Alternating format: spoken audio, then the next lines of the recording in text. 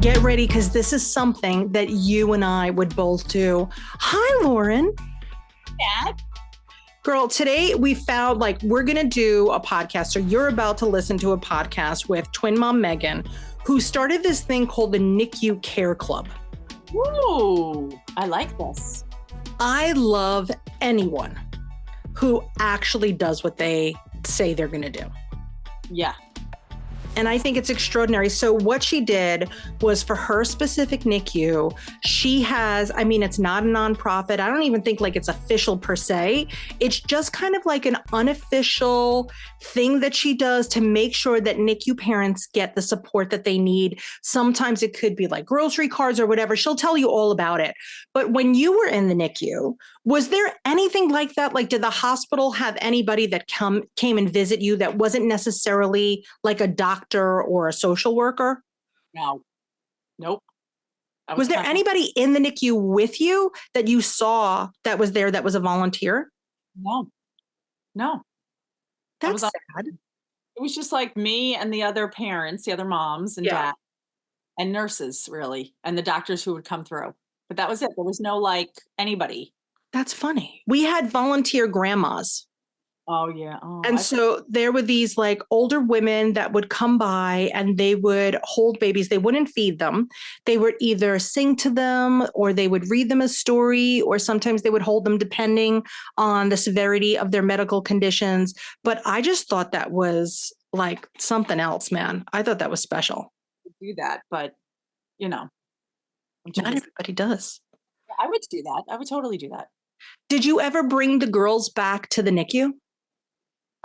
We did. Not to the actual NICU, but they do a reunion, like a NICU reunion. So we went the next year when they had the doctors and all the NICU graduates, and that from the last year they had a thing. Do you ever think about taking them now? Well, I don't know if they'd let them in, but I sometimes think about that. Whenever I go to the hospital that I delivered, I always stop by the NICU. And interestingly, my nurses are still there, which speaks volumes to the awesomeness of the hospital. Yeah. So they haven't alienated them. But I love that. I do want to bring the kids back, but I don't want it to be look where you came from. I wanted to inspire the other families that were there, because I remember when I was in the NICU, I felt so hopeless. I didn't know anybody that had premature babies. Me either. I didn't know anybody that ever had a baby in the NICU. Nope. And for us, it's just it's fairly normal, right? So over 80% of twins are born premature, but that's by the CDC standards. So it's not necessarily micro preemies. It could just be 36 weekers, let's say. Yep. And full-term babies could still end up in the NICU. Oh, absolutely. Absolutely. So, yeah, the NICU was a whole new thing that I never knew about. I knew it existed. I just was never had to be there or know anybody that had kids there. I didn't know anything about it. I didn't do any, I do not recommend that people do homework on the NICU, read up on the NICU. We have our NICU resource page on Twiniversity. That is something I would recommend, but after the babies are here. Well, the only thing I ever say is if they're going on a tour, they used to have actual tours, I don't know if they still do, that I would say, just find out where it is. Yes. In relation to where your room is, Yes. Down the hall, is it on a different floor? Just ask them, where is it? This, because they could end up there. One may end up there, Did you ever take your hospital tour? No, I was supposed to, and I didn't. I missed it. Yeah, I was in the hospital while they were walking by. I was already on bed rest. I was on hospitalized bed rest, and I missed it. And yeah, I just never was able to reschedule it because I had them. I was so upset when I saw them go by. I was literally in the hospital. I'm I was supposed to be on this tour, and I couldn't take a tour because now I was a patient. So I couldn't just walk through the hospital, but I did really want to know where these things were. And I didn't I think I was on the 6th floor and the babies were on the 3rd floor. So I knew that the NICU was on the 3rd floor, but that's all that I knew. And so when they were born and I was in recovery on 6, or maybe I was on 3, I don't remember. When I was in recovery, I had no idea where the heck the babies were. And just in my mind's eye, I would have loved to know like what that room looked like so I could visualize it at least. I didn't see my twins for over 24 hours after they were born. I was in my bed and I literally couldn't walk because had been on bed rest for so long. So they had to get me a wheelchair, and Dan would go down and see them. Yeah. And we had digital cameras. So like the screen was like this little. So he would take a picture of them The size of a stamp. the size of a quarter and be like, oh my God. And when they wheeled me in there, I was like, who's who? I kept getting confused. I was like, who's A? And even though it said A and B, I was like, who is this one? Who is that one? It took me like a day to figure it out. Yeah. It's like, so I think I was overwhelmed when walking into the NICU and seeing everything and seeing all the other babies and the machines and hearing the beeping. And yeah, I was just like, it took me a while to kind of let it soak in. It's a lot. That initial kind of walk-in was, I remember I also was wheeled in. I was wearing blue pajamas. I could remember, weirdly, I could remember so many things. I could remember getting washed that day. I also remember that I didn't want to go see them. Oh. Like I did not, it was so hard.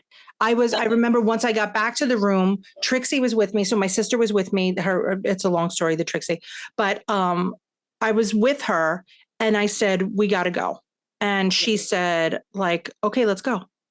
Yeah. It was late at night and like I had people come and visit me that day, but I was just laying in bed. Like I still had a catheter in, like it was just, and I remember Dan brought Rebecca up because she was 12 at the time to come visit, and she couldn't go down and see them. But after visiting hours, he stayed and was like, okay, do you want to go down? And I had to like have a pep talk to get down there. Yeah.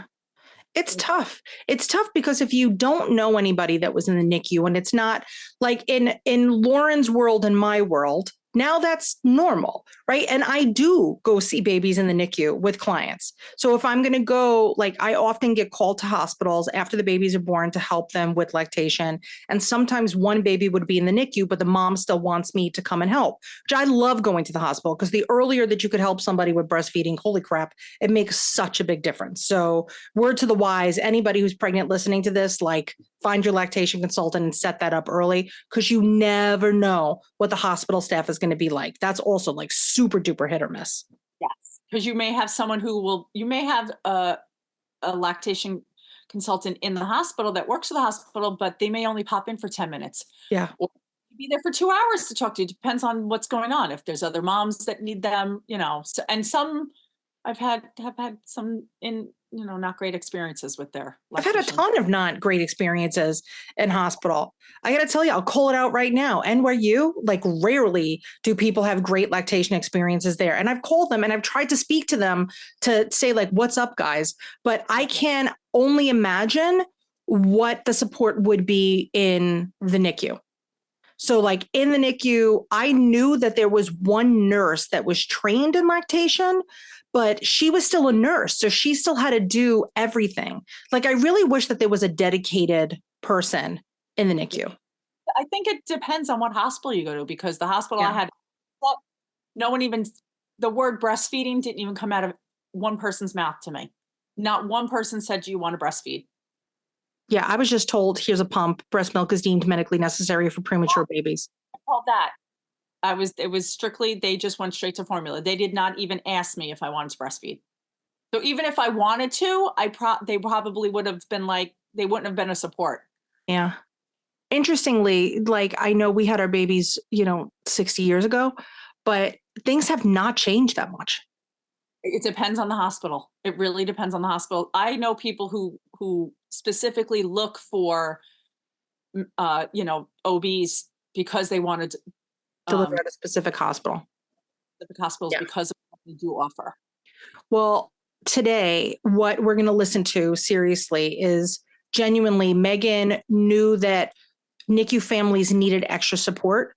And instead of just having an idea and like, this would be nice, she literally did it. So I can't wait for you to hear about this because it's totally something that me and you would do. Yep. All right. Are you ready? Yes. All right. Here comes Meghan. Hey, Meghan, welcome to the podcast. Hi. Thank you so much for having me. I'm super excited to be here. Oh, I'm thrilled. And I love what we're talking about today because we do talk about people's experience in the NICU a lot, right? We've had quite a few episodes of people that have had preemies and micro preemies. And today, I, of course, want to talk about your experience, but I also want to talk about this creation of the NICU Care Club that you started and talking about how to best support people that need the most support. Yes, absolutely. Oh, all right. So let's begin at the beginning.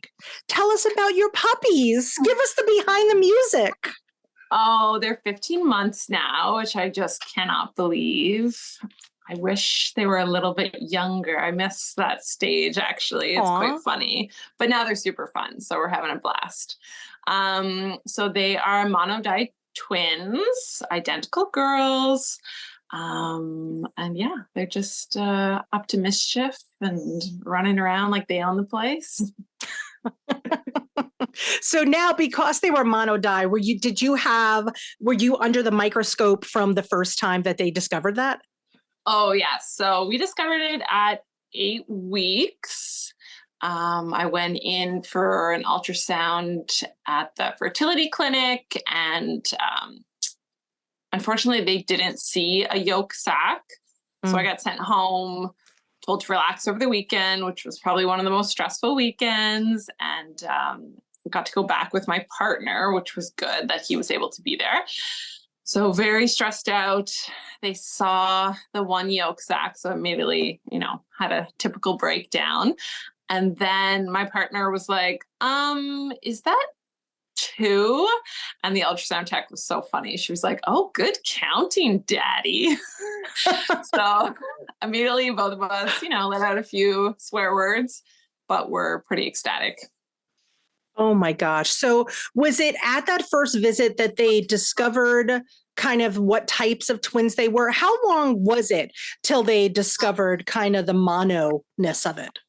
I think it was 12 weeks because from 8 weeks, we were kind of told that the fertility clinic wouldn't be following us anymore.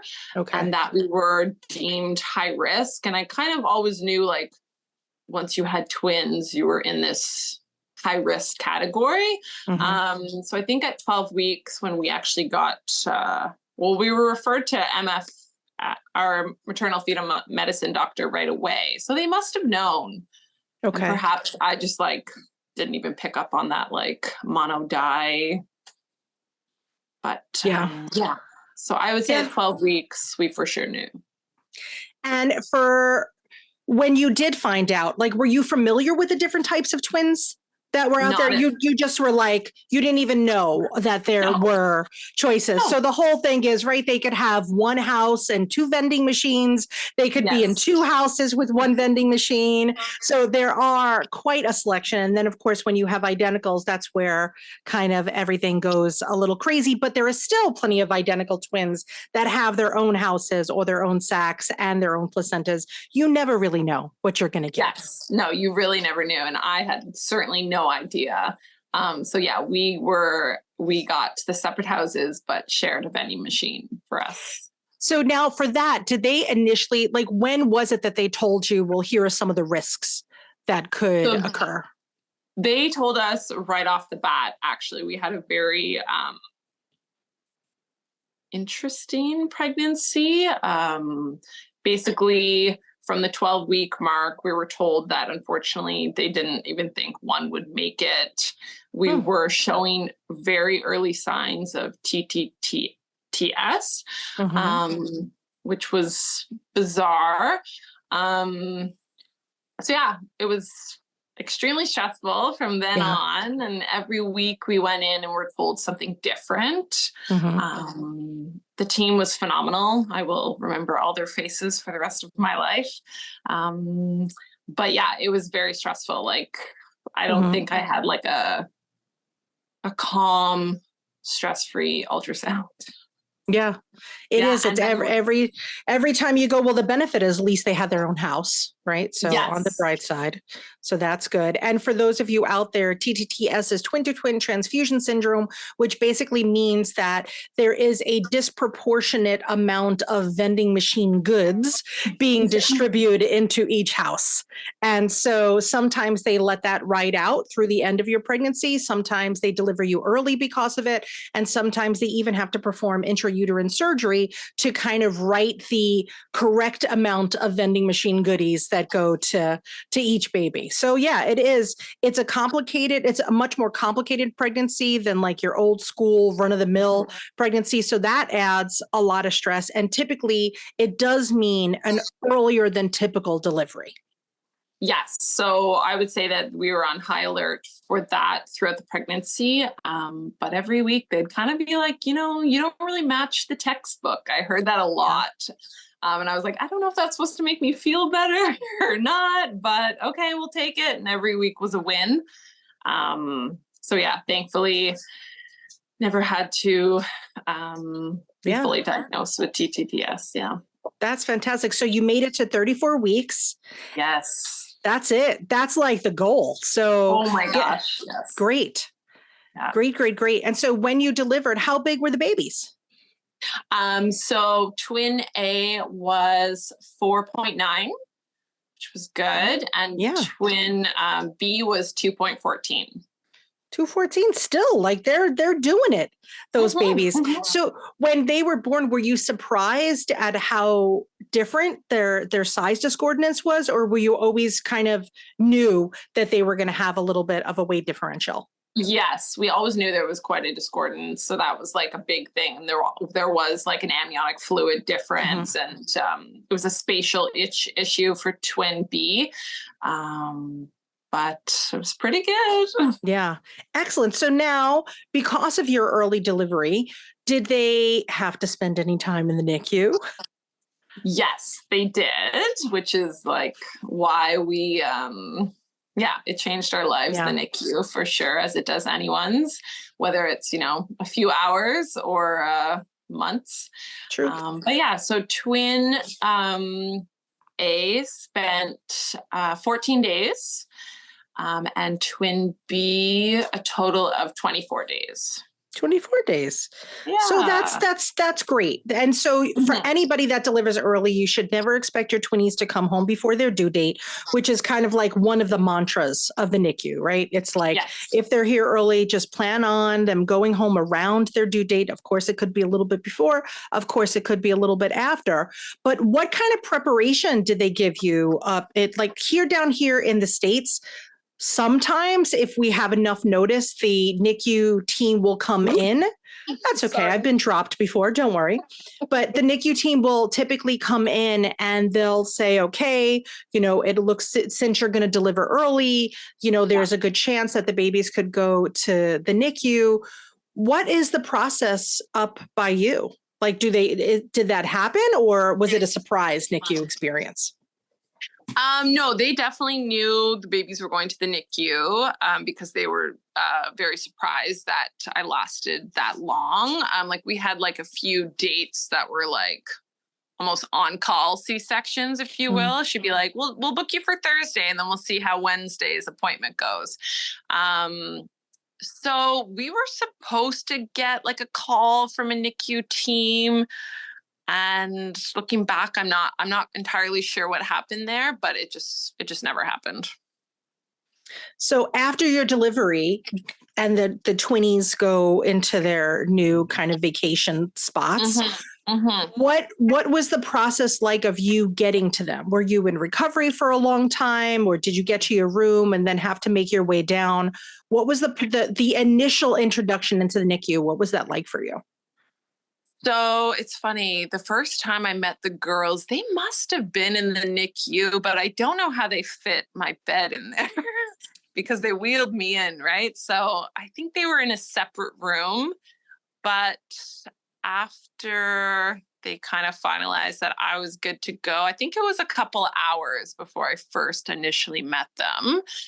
And it was, very nice meeting them for the first time. As much as I could touch them, I was lucky enough to be able to touch them right away. Yeah. And then I remember going back to the recovery room and then going in to check on them in the wee hours of the night kind of thing. Okay. And Yeah. were you able to sit in a wheelchair and get down that way? Yes. Okay. Yes. Now, Mhm. when you were there, it's always so interesting, right? Because you could look back on that experience and you could say, that was an absolute nightmare. I don't want to think about it for a second. And then there's families that gather as much information as they can from there and learn as many things as possible from there.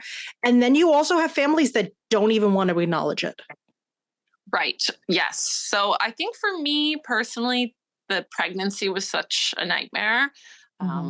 Part of me a little bit feels like I was robbed of that pregnancy. But what came out of it was amazing, and the girls are doing so well. So I'm so thankful. But the NICU experience for me was pretty good overall. The girls had, a few hiccups, but yeah, I just was so happy they were out and okay. Yeah. It's, for you, your finish line seemed so far away every single week. And Yes. even just making it a step closer to that is miraculous. Yes, it is. Oh my goodness. So now when you were in the NICU, what was your care like? Right? Because in order to start this NICU Care Club, what was the point that made you think of, we need to support these people better that are in the NICU? But putting yourself in that chair. Yeah, so I was very fortunate to have a wonderful family and friend network. My family was there every single day. We were just coming off the end of, well, I shouldn't say the end of COVID, but the end of the scary part of COVID. So we were allowed visitors. Had I not been allowed visitors, I don't think it would have been the same experience. Yeah. But yeah, my family was there every single day. They took shifts and they'd show up and I'd still be there. My sister would show up with like a suitcase of food and kind of knock on the door and they'd send me out to feed me. So yeah, I was just given immense support. I can't ever thank my family and friends enough. But I didn't really ever see that for other people. So that's why I kind of started thinking that there's got to be some way to even just brighten up somebody's day who's having a pretty nasty day that no one will really ever understand. Mm-hmm.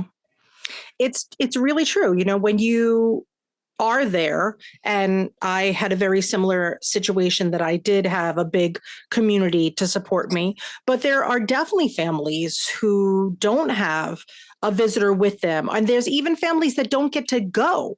Yeah. So we've done a podcast with another mom who had her twins in the NICU, but had older children and had no help for them. And that was just really challenging. So when you were in there, what was the moment that made you notice that like, I'm so lucky, I have so much support, and then want to do something about it? Because it's one thing just to realize it. It's another thing totally to say, okay, like I got to get my brain wrapped around something's got to be done.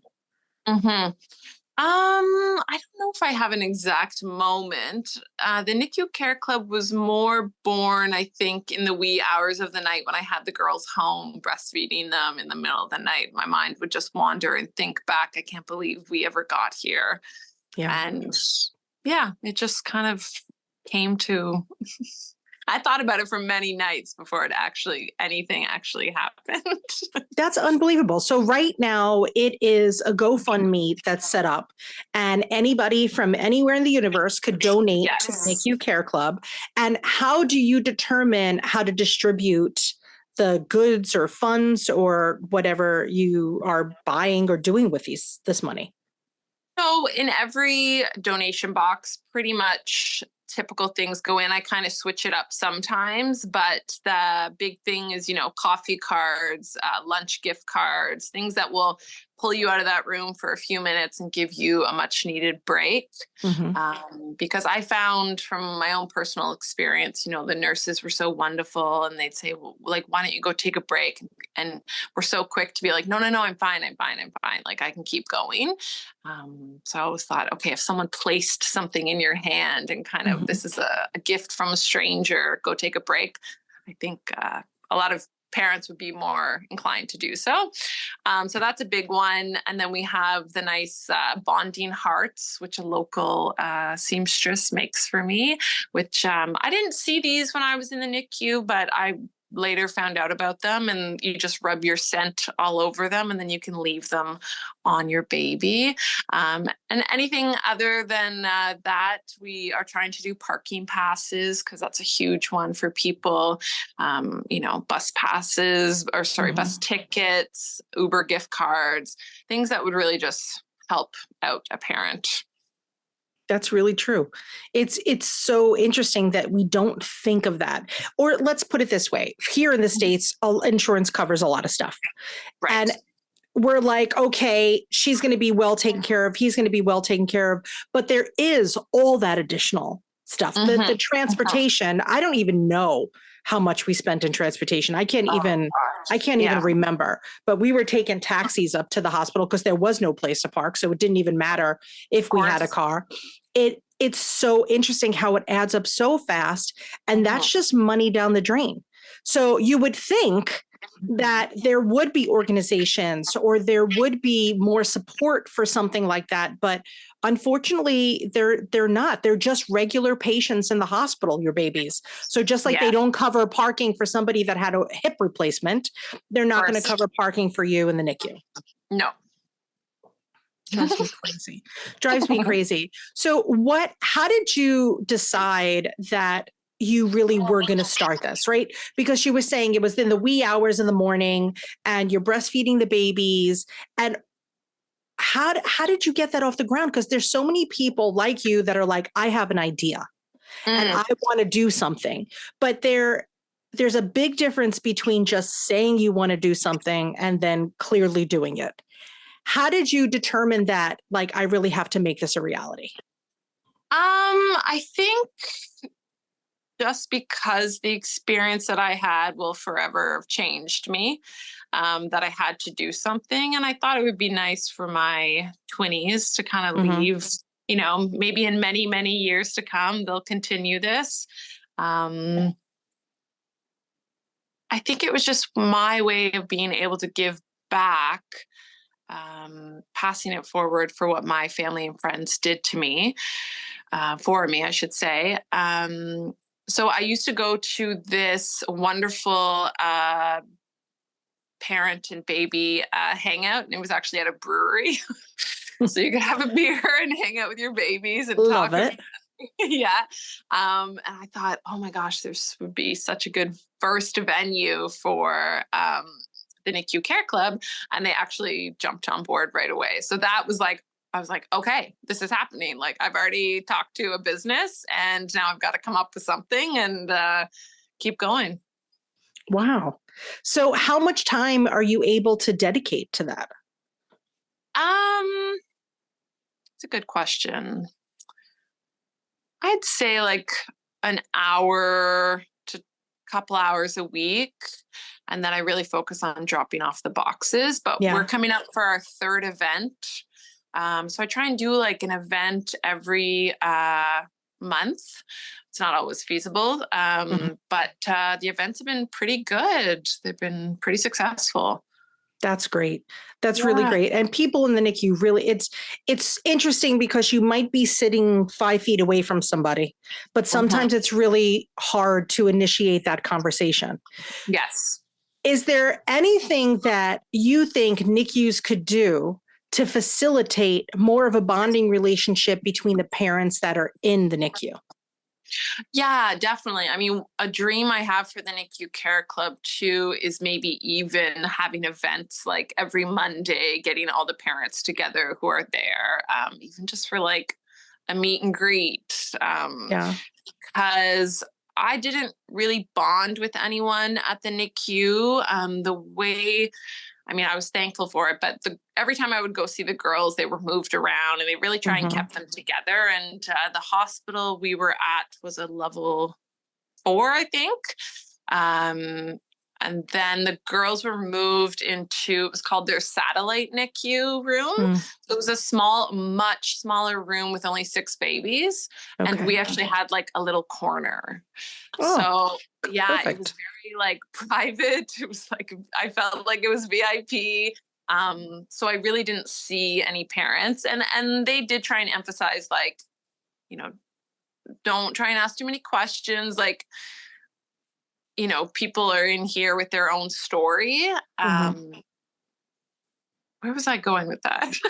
You were going with, is there something that the NICU could do itself? Yeah, I would love like a way to like meet other parents that are going through what you're going through.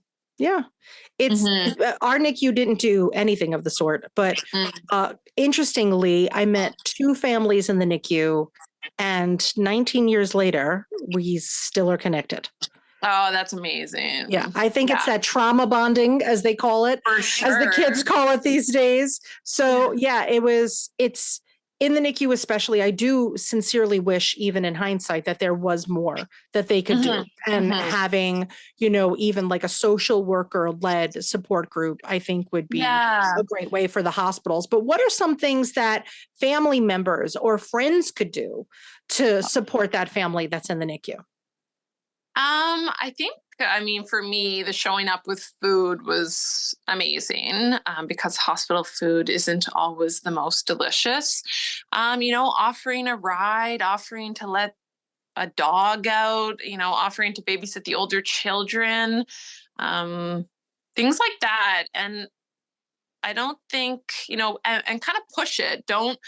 Don't listen to a friend or family member who says it's fine, I'm okay. Just kind of show up, you know, push it a bit, because I think we're so quick to say like, no, I've got this, I'm okay. But I think there's always something that you can do. Yeah. One of this comes up quite a lot actually within our Twiniversity group. And one of the best tips that I've heard was, you just, if you don't have time, right? Because some people are working and they may not be able to sit in the NICU for hours at a time. But we had one family who packed snack bags. And so instead of you like bringing over a lasagna, it was portioned out so that somebody could just grab a piece and it was already ready to go with a piece of bread or some veggies or whatever. Like it was a full, complete, the fork, the spoon, like everything was in there. Like having something like that was even better than just bringing over food, because people don't realize, like, if you're spending 12 hours in the NICU, you're probably not going to want to go home and even throw something in an oven. Not saying that they won't, but to have it portioned out, now you could bring it for lunch. And now usually when you're in the NICU for a while, the nurses do let you use their microwave. Like they're not trying to hoard things on you. No. They really want you to have as good of an experience. Wonderful people. Yeah. And especially with breastfeeding, you have to be nourished. So it's great. That was one of the things, but the gift cards and kind of forcing somebody to get out are really important. Yeah.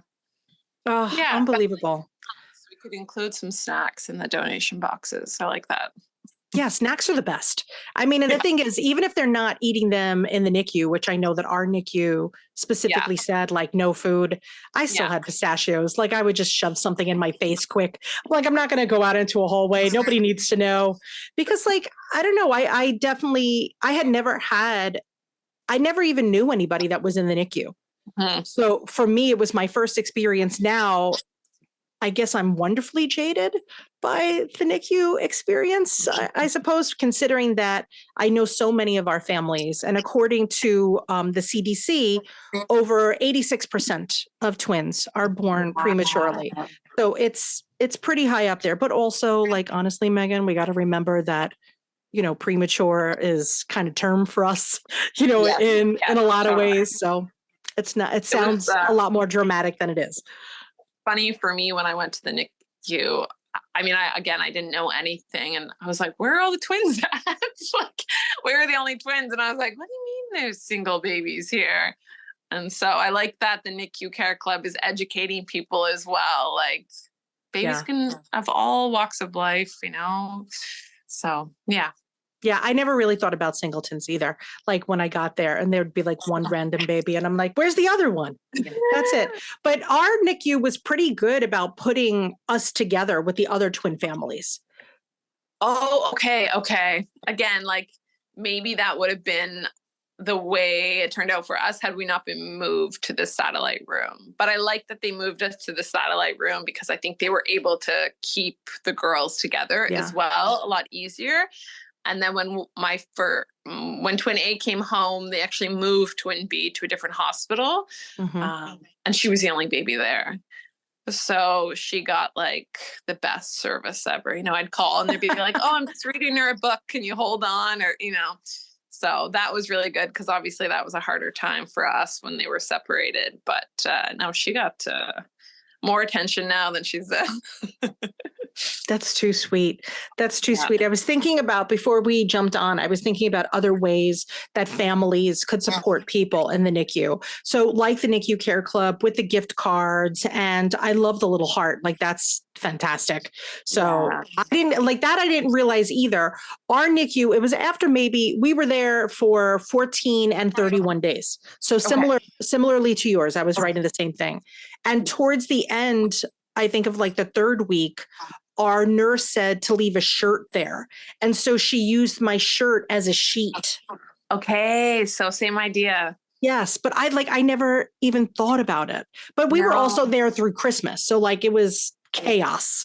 Like there was just so many things happening. There's Christmas carols and you're like, do I celebrate? Do we not? What do we do? It's always interesting. But I think that the snacks are a big one. Any kind of reading material that's not medical literature, I think is also really beneficial because you could still read a tabloid to your kids. It's still reading. It's true. That's true. It doesn't have to be Goodnight Moon for the 15th time that day.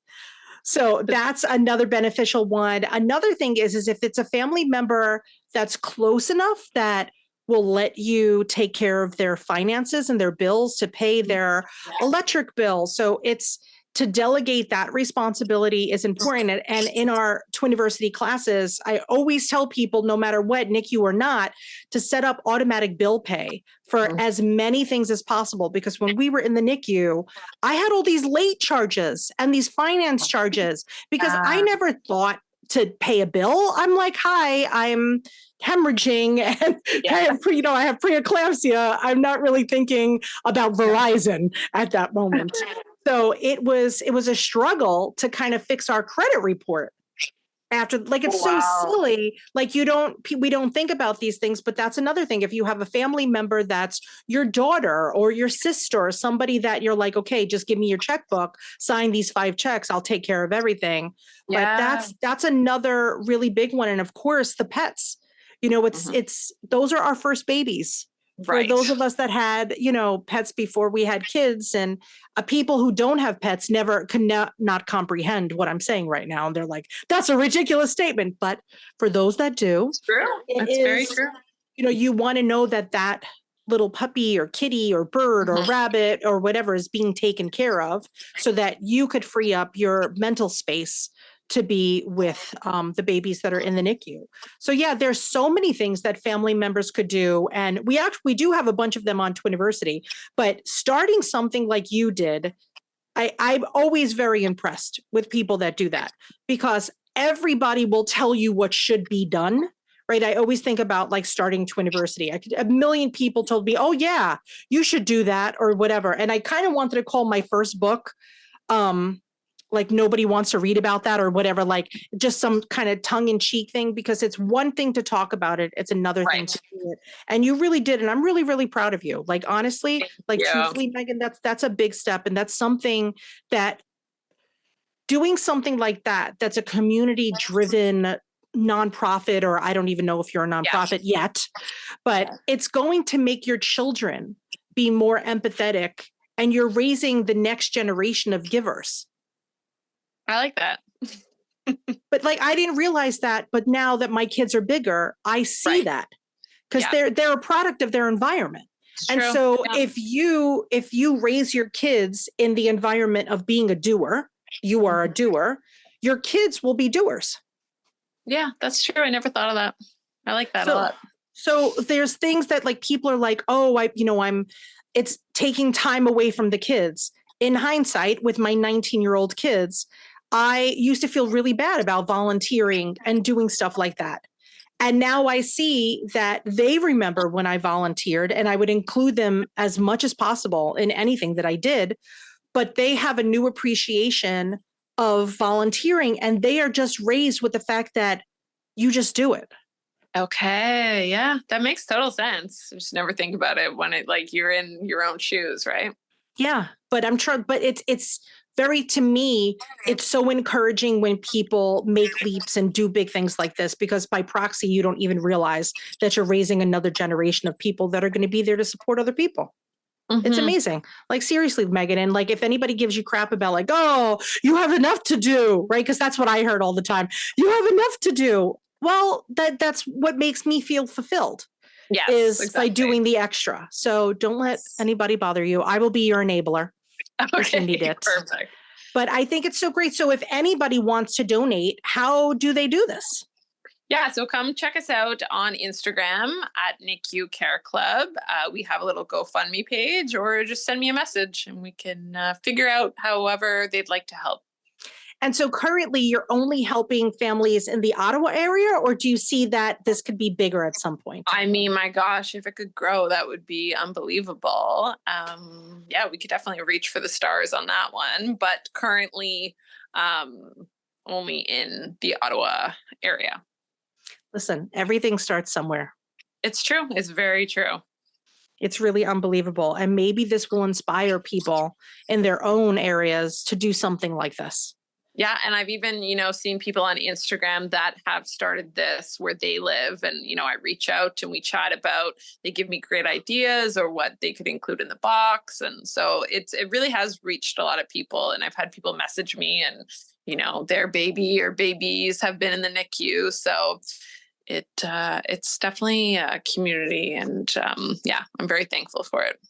Oh, well, I think it's absolutely great. And if there's anything that we could do, which I have some ideas that as soon as I press stop, I'm going to give you all of them. But we want to support any families that we possibly can, right? So even from our little seat, there's still things that we could do. And if you're in your local area and there's something that you want to do, first of all, I would definitely reach out to Meghan via social and slide into her DMs and say, where do I begin? How do I do this? But more importantly, you could always stalk us, right? So you could always email us at community@twiniversity.com, and we'll help you with any way that we possibly can to make sure that the local families in your area, twins or singletons, bite my tongue, to make sure that people get the support that they need when they need it. Thank you so much, Meghan, for joining us today. Thank you. You've really helped me through a lot of things. So I really do appreciate every new episode. I love it. So thanks, Twiniversity. Oh, don't be ridiculous. It's weirdly my pleasure. This is not that I don't love the other things that we do at Twiniversity, but just meeting moms like you and getting an opportunity to pick your brain. And I'm still fascinated. It's not, despite the fact that now I'm doing this for 211 years, it's not, it doesn't get old to me any day. And I'm just amazed by us. I think we are such an amazing breed of parent. Twin parents rock, man. We really do. They sure do. And so for those of you out there, like I said, stalk Meghan on her social or slide into our DMs. We're Twiniversity at everything. Smash that subscribe button, blah, blah, blah, all the crap the kids say. But if you need anything for us, in all sincerity, we will always be here for you. Check us out at our monthly meeting. We meet the second Tuesday of the month, no matter what. Bring your NICU troubles, bring your parenting troubles, bring your sleep, breastfeeding, whatever. We don't care. Lauren and I are there to help you when you need it. So until next time, guys, thanks for listening, and see you later, alligators.